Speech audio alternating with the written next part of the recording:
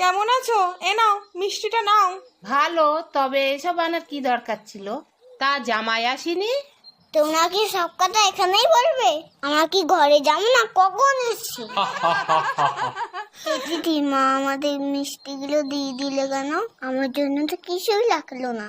আরে পাগল, তুই শুভ বিজয়ের সবাইকে প্রণাম কর, তাহলে তোকেও মিষ্টি দেবে।